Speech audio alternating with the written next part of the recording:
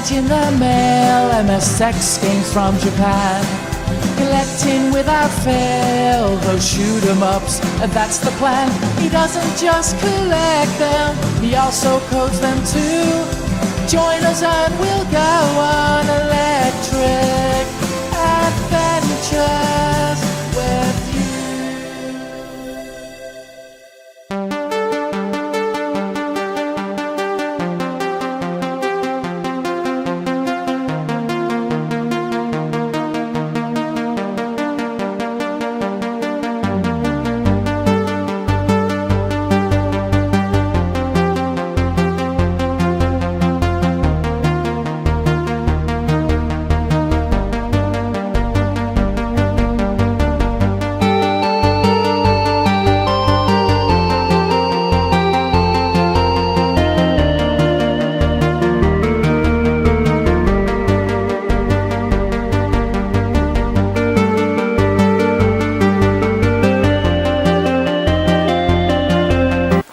So here is the new console area.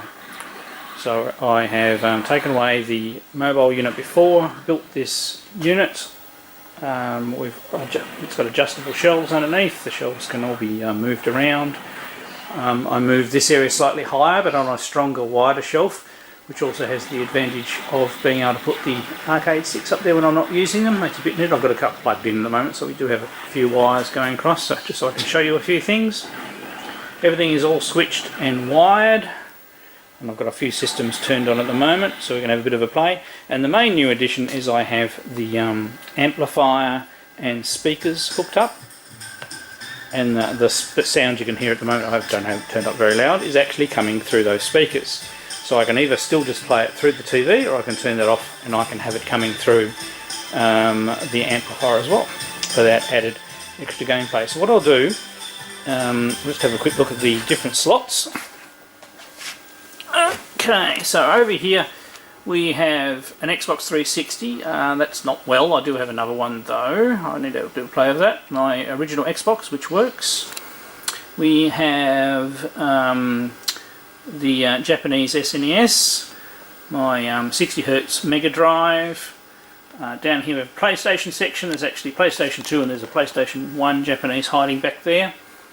We have PAL GameCube on the left and Japanese GameCube on the right, both with Game Boy players. Down the bottom there we have the Intellivision. Then we have my Atari 7800, the Master System, and behind it is my SG 1000 Mark III. Sorry, Mark II. Above that is my PC Engine Duo and my PC Engine. Going across we have the Dreamcast and Jaguar.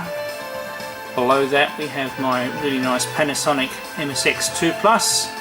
And below the amplifier, a little bit of space above it if I wanted to put a CD player at some stage or another hi-fi component. Just skip over my monitor. Over this side we have the Neo Geo CD, the Sega Saturn Japanese one. We have both my Famicom 2 and my NES top loader, and Amiga CD32. So that's all the systems actively plugged in. That's my PAL Nintendo 64. The Nintendo 64 I have plugged in via this table. So this table actually has my recording set up. There's a PC in it. Another little monitor here. I do intend eventually of having maybe this monitor to one side and then a modern monitor next to it. So that's a future plan at some stage. And I've left the ColecoVision on this table like I normally have it, because if you use a normal controller the cable's not very long. I do have an arcade stick as well, and this is the arcade stick for my MSX. So what I'll do is I'll mount the camera so we get rid of shaky cam, and I'll just show you what, give you a bit of a flick through of how I select the games and things.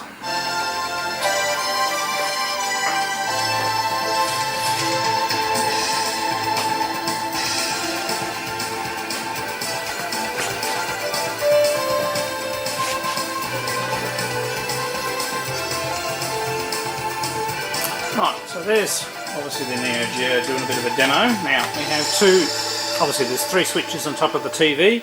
This is the remote control for the one on the right, which is the Shiny Bow SCART switcher.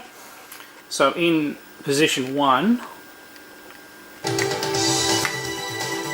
we have the Sega Saturn, which looks very nice in SCART.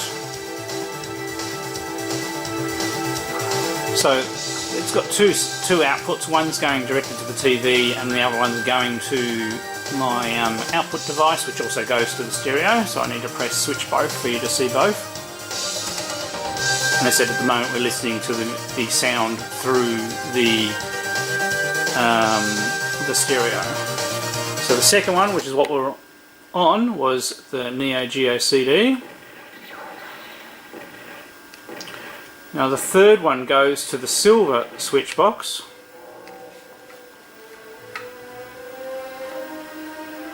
which I have another remote control for. So that's currently PlayStation, Star Wars Episode 3. Let's just having a bit of a play with that. So if we go aux 2,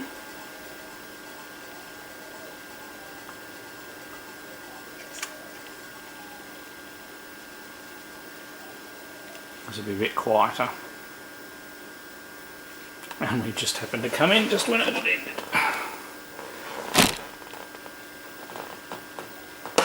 Stand up a bit. So that's the ColecoVision with Prisoner of War, a recent homebrew that I got, which is very much like Metal Gear Solid. It's actually very well done. Now the MSX is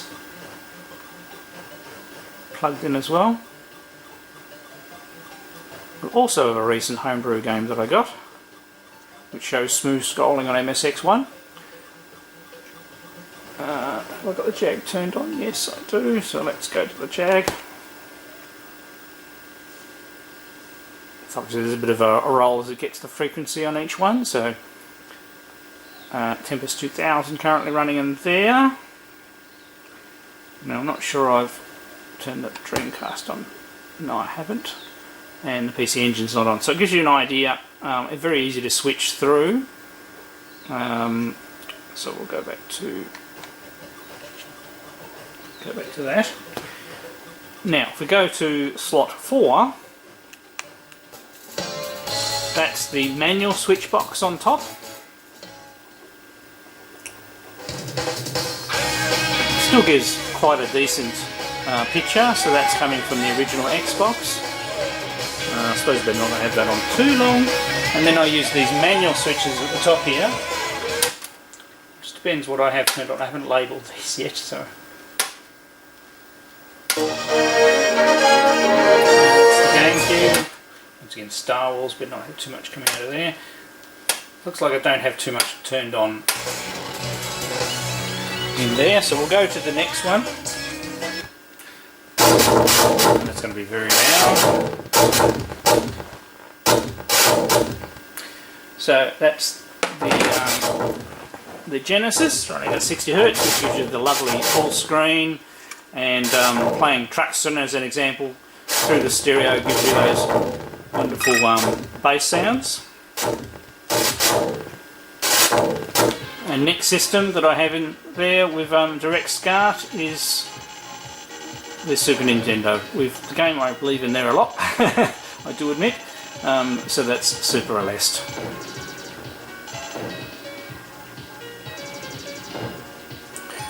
So it's a lot better setup now. I've still got a few tweaks and a bit of more cable tidying up. Obviously I don't have all the controllers out all the time like I have a few out at the moment, so I can make it look a lot neater.